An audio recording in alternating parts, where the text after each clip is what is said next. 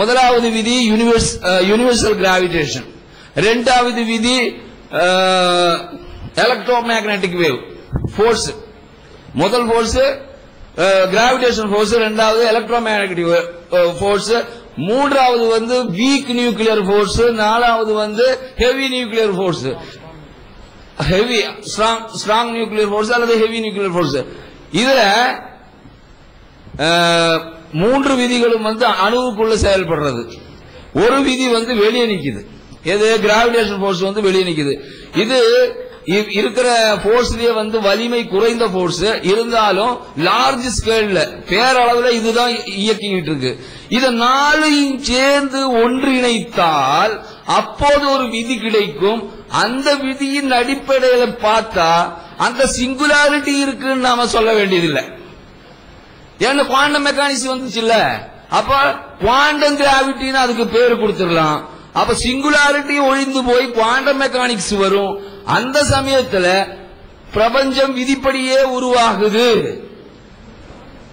Singularity இருக்கும்போது என்ன விதிப்படி உருவாகுதுன்னா பிக் பேங்குக்கு பிறகுதான். பிக் பேங்குக்கு முன்னாடி விதி இல்ல.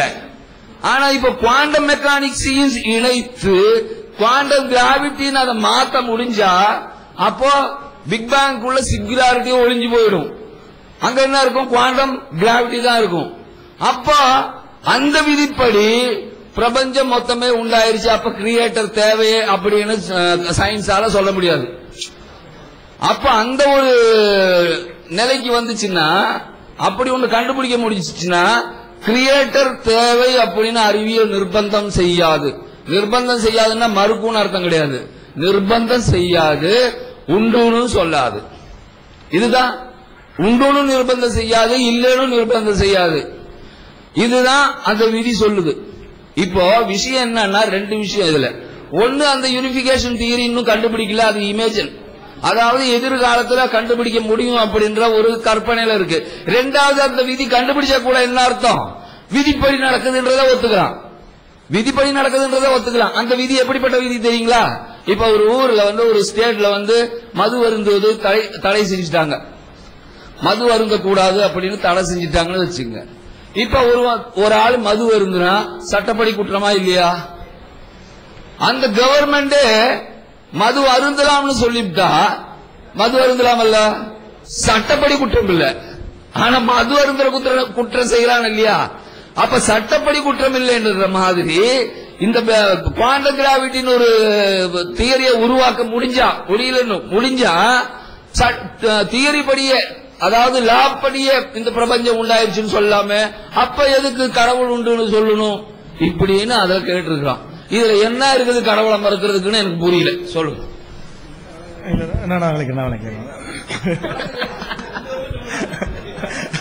அவங்க ஐன்ஸ்டீன் மாதிரி விளக்கிட்டாங்க, நான் அடிமட்ட விளக்குறேன்.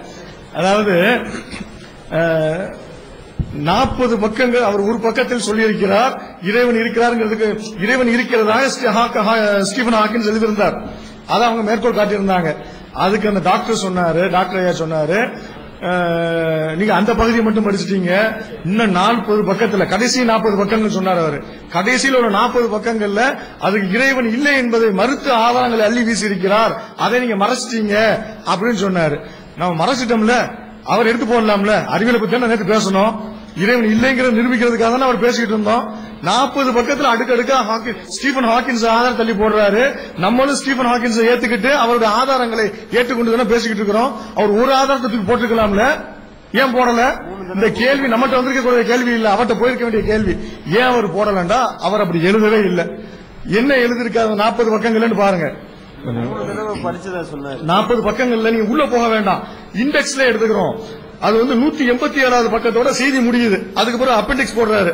அது கலீலியோண்டா யாரு, ஐன்ஸ்டீன்டா யாரு, இசாக் நியூட்டன்டா யாரு அப்படிங்கறத பின்னால உள்ளது. அவர் புத்தகம் வந்து 184வது பக்கத்துல இருந்து ஆரம்பிக்குது கடைசி பக்கம். அதுக்கு 184வது பக்கம் வந்து 5 பக்கம் தான் எழுதுறாரு. 184வது பக்கத்துல இருந்து 5 பக்கம் எழுதுறாரு. அதுல அந்த புத்தகத்துடைய முடிவை எழுதுறாரு. முடிவுல என்ன எழுதுறாருன்னா ஒன்னும் புரியாத புதிர்கிற மாதிரி தான் வந்து முடிக்கிறார். அதுக்கு முந்தின பக்கத்துல யூனிபிகேஷன் ஆஃப் பிசிக்ஸ் சொல்லிட்டு எழுதுறாரு. யூனிபிகேஷன் ஆஃப் பிசிக்ஸ் சொல்லிட்டு அது என்னங்கிற அப்புறம் சொல்றேன். அப்புறம் ஆரோ ஆஃப் டைம் அப்படின்னு எழுதுறாரு. காலத்தை பற்றிய உள்ள காலம் எப்படி நின்று கொண்டு போகுதுங்கிறத பற்றி உள்ள விதிகள். அப்புறம் origin and fate of universe, இந்த யூனிவர்ஸ் எப்படி உருவாச்சு, எப்படி அழியுங்கிறத பத்தி அவர் ஒரு கருத்து வச்சு. இதுதான் 40 பக்கங்கள். இந்த 40 பக்கங்கள்ல உலகம் எப்படி தோன்றுச்சுங்கிறது பிக் பேங் தியரியை சொல்றாரு. எப்படி அழியுங்கிறதுக்கு அவர் ஒரு தியரி சொல்றாரு. அதுக்கு மாற்றமாக நிறைய பேர் வேற தியரி சொல்றாங்க. மற்ற பலரும் என்ன சொல்றாங்கன்னா, இந்த பிரபஞ்சம் விரிந்து கொண்டே போயிட்டு இருக்கு இல்ல, இதுக்கு காரணம் பிளாக் எனர்ஜின்னு சொல்லிட்டோம்ல. பிளாக் எனர்ஜி தான் அந்த வேகத்தை அதிகப்படுத்திக்கிட்டே போகுதுன்னு சொன்னோம்ல. எல்லாரும் என்ன சொல்றாங்கன்னா, இந்த பிளாக் எனர்ஜி வேகத்தை அதிகப்படுத்திக் கொண்டே போவதனால அப்படியே விரிஞ்சுக்கிட்டே போய் எல்லாம் செதறி போய் இந்த பிரபஞ்சமே வெடிச்ச மாதிரி போய் அழிஞ்சு போயிருங்கிறார் எல்லாரும் சொல்றாங்க. இவர் என்ன செய்யறாருன்னா, ஸ்டீபன் ஹாக்கிங்ஸ் இன்னொரு தியரி சொல்றாரு. அவர் என்ன தியரி சொல்றாருன்னா, இந்த கிரன்ச் தியரின்னு சொல்லுவாங்க. இதுக்கு பேரு கிரன்ச் தியரின்னா, இப்ப பிளாக் எனர்ஜி தான் மிகைத்து இருக்கிறதுனால அது விரிச்சுக்கிட்டே போகுது. எதை மிகைத்து இருக்குது? கிராவிடேஷன், புவியீர்ப்பு சக்தி தானே இழுத்துக்கிட்டு இருக்கிறதே மிஞ்சி இது விரிச்சுக்கிட்டு போகுது இல்ல. ஒரு காலகட்டம் வரும், அப்ப இந்த பிளாக் எனர்ஜியுடைய பவர் குறைஞ்சு போய் ஈர்ப்பு சக்தியுடைய பவர் அதிகமாகி விரிச்சுக்கிட்டு இருக்கிற யூனிவர்ஸை திரும்ப பிடிச்சி இழுத்து பழைய மாதிரி உன்னோட ஒண்ணு ஒட்டி இந்த சிங்குலாரிட்டியில ஒண்ணும் இல்லாம வந்துச்சு, அந்த மாதிரி உன்னோட இணைந்து மோதி உலகம் பிரபஞ்சம் அழிஞ்சு விடும் அப்படிங்கிறார். இதுதான் அவர் சொல்றாரே தவிர கடவுள் இல்லை என்று எங்கேயுமே அவர் சொல்லவில்லை. ஆனா அவருக்கு இந்த கடவுள் இல்லைங்கிற கொள்கையில உள்ளவர். இடையெல்லாம் அதையும் சொல்றாரு. இதுல இருந்து கடவுள் இருக்கிறான்னு சொல்ல முடியாது, இல்லன்னு சொல்ல முடியாதுன்னு சொல்லிட்டு இருக்காரு. சார், இது ஒரு புறம் இருக்க, அவர் கடவுள் இல்ல சொல்ல இல்ல, கடவுள் இருக்கிறார். இவர் ஒரு மனிதர், கடவுள் இருக்கிறார் ஒரு இடத்துல சொல்லிருக்கிறார். அதை நேரத்தில் படிச்சு காட்டிட்டோம். கடவுள் இல்லைன்னு இன்னொரு இடத்துல சொல்றாருன்னு வச்சுக்கிறேங்க. அவர் மனிதர், சில நேரம் சரியாவும் சொல்லுவார், சில நேரம் தப்பாவும் சொல்லுவார். இப்ப சொன்னாங்க, பெரியாரை பத்தி சொன்னாங்க, இஸ்லாம் தான் சிறந்த மார்க்கம், எல்லாம் அல்லாஹ் அக்பர், அது பகுத்தறிவோட பேசணும் செய்யுது. அப்புறம் இன்னொரு உதாரணத்தை சொல்லி வீட்டை விட்டு ஓடி போற மாதிரின்னு சொல்லிட்டு சொன்னாரு. உலசைய மகன் சொன்னால, கழுத்துல கத்தி வயிற்றுல கத்தி இது வீட்டை தீய வச்சு கொளுத்துறது, அது பகுத்தறிவு இல்லாத தூக்கி வீசிடுவோம். எது சரியோ எடுத்துக்கிடுவோம், எது சரியில்லையோ தூக்கி வீசுவோம். ஒரு தட்டுல நல்ல சாப்பாடும் இருக்கும், சாணியும் இருக்கும், சாணியை தள்ளி விட்டு நல்லதை எடுத்துக்கிடுவோம். இதுதான் மனுஷனுடைய நம்ம செய்ய வேண்டிய அறிவு, பகுத்தறிவாதிகள் செய்யறது இதுதான். ஆனா ஸ்டீபன் ஹாக்கிங் சொன்னாலும் அவரே இறைவன் இருக்கிறான்னு சொல்றாருல்ல, இது புத்திசாலித்தனமானது. இது மறுக்க முடியாத இடத்துல அவர் இறைவன் இருக்கிறான்னு சொல்றாரு. சில இடங்கள்ல அவர் இல்லைன்னு சொன்னா இது பகுத்தறிவு அறிவு, அவருடைய அறிவுக்கு அப்படி புரிஞ்சிருக்காருன்னு சொல்லிட்டு விட்டு போக வேண்டியதுதான். பெரியார் எப்படி சொன்னாங்க, பகுத்தறிவுக்கு புறமா பேசணும், அந்த மாதிரி படிச்சுட்டு போயிருங்க. அடுத்ததாக உங்களுடைய கேள்வி என்ன அப்படின்னு கேட்டீங்கன்னா, எவல்யூஷன் தியரி நிரூபிக்கப்பட்ட தியரி இல்ல, அவர் கேட்ட கேள்வி எவல்யூஷன் தியரி நிரூபிக்கப்பட்ட தியரின்னு நேற்று டாக்டர் சொல்லியிருந்தாரு. உங்களுடைய அதை பற்றி உங்களுடைய கருத்து என்ன அப்படின்னு கேட்டாரு.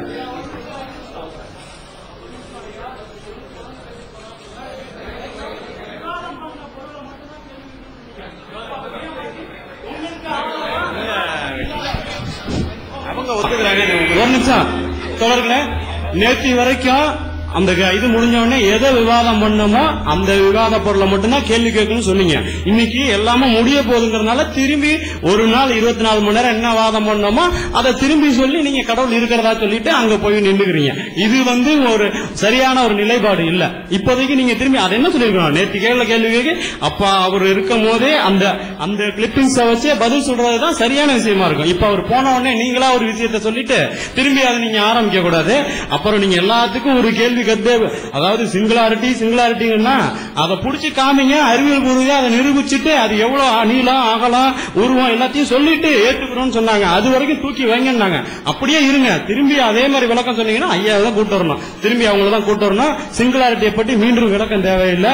கடவுள் இருக்கிறாருன்னா அதுக்கு மேல ஒண்ணு அவ்வளவு பெரிய விஷயம் இருக்குன்னா அதை நிரூபிச்சுட்டு அது இங்க இவ்வளவு பெருசு இருக்கு, இதை விட சூப்பர் பவர் ஒண்ணு ஒளிஞ்சுக்கிட்டு இருக்கு, ஏன்னா அது கண்ணுக்கு தெரியல, நீங்களும் ஒண்ணு புடிச்சு கொண்டு நிப்பாட்டல, அதனால நீங்க சொல்லக்கூடாது. பேசுற ஒரு ஆளு நீங்க அதை ஒழுங்கா கடைபிடிக்கணும். என்ன செய்யணும்னா, ஒரு கேள்வி உங்கள்கிட்ட ஒரு கேள்வி கேட்டாங்க, அது இன்னைக்கு உள்ள தலைப்புல உள்ளது இல்ல. நீங்க என்ன சொல்லிருக்கணும் தெரியுமா, இது இந்த தலைப்புல உள்ளது இல்லைன்னு அப்ப நீங்க சொல்லி இருக்கணும். அத உங்கள்கிட்ட அறிவியல் சம்பந்தம் கேட்டாங்களே, நேத்து உள்ள டாபிக் தானே அதுதான் நீங்க ஆன்சர் பண்ணீங்க. அப்ப நீங்க அதை அனுமதிச்சீங்க, அதே மாதிரி தான் நீங்களும் அனுமதிச்ச மௌனமா இருந்தா அனுமதி. அதே மாதிரி நாங்க நீங்க அனுமதிச்ச உடனே சரி ஃப்ரீயா விட்டுருக்கு லாஸ்ட் தானே அப்படின்னு எடுத்து நீங்க என்ன செய்யணும், விதிப்படி உள்ள ஆளு சொல்லிக்கிறேன், நான் சொல்லி முடிச்சுக்கோங்க. அதன்படி நீங்க நடக்கல. ஒண்ணு. ரெண்டாவது, இதுவரைக்கும் நம்ம என்ன அணுகிட்டு இருக்கிறோம், ஒரு விதியை மீறினா எங்கள்கிட்ட நீங்க சொல்றீங்க, நான் உங்கள்கிட்ட சொல்லியிருக்கிறோம். நீங்க மைக்க பிடிச்சிட்டு வர்றதுல இருந்த எதுக்கு இந்த மாதிரி ஆட்டம் கண்றிய 9:30 மணிக்கு முடிஞ்சிடும் ஐயா வாதம். எங்கள்கிட்ட சொல்லி இந்த விதி மீறி கேட்கறாங்க. அப்படித்தானே பேசிட்டு இது வரைக்கும் விதிமுறைகளை நீங்க மைக் எடுத்து ஆடியன்ஸ் பேசலாமா? அவங்க கேள்வி கேட்கிற தப்புன்னா யார்கிட்ட சொல்லணும்? நீங்க என்ன விதியில நீங்க பேசுனீங்க? நீங்க விதி ஒரு ஒழுங்கு சிஸ்டம்னா நீங்க ஒரு தப்பு செஞ்சா நாங்க என்ன செஞ்சிருக்கோம் உங்கள்கிட்ட கேட்கறோமா இல்லையா? இது சரியில்லை, அரை மணி நேரம் குடிக்கிறோமா அப்படி சொல்லணுமே தவிர ஆடியன்ஸ் பேசி நீங்க ஒழுங்கு மீறினீங்களா இல்லையா? நீங்க சபை கட்டுப்பா இவ்வளவு நேரம் இருந்ததை ஒரு செகண்ட்ல ஒரு டைப்பை மாத்தி விட்டீங்களா இல்லையா? எவ்வளவு அழகா இருந்தது இது. நீங்க எந்திரிச்சுட்டு பயங்கரமான ஒரு பிரச்சனை ஏற்பட்ட மாதிரி எப்படி ஏன் போனீங்க? எங்கள்கிட்ட சொல்லணும் சார் இந்த மாதிரி பண்றாங்க ஐயா சரியில்லை, நாங்க உங்கள்கிட்ட சொல்றோமா இல்லையா? நீங்க அணுகிற மெத்தட தப்பா இருக்கு. முதல்ல சில விஷயங்கள் மீறுவாங்க.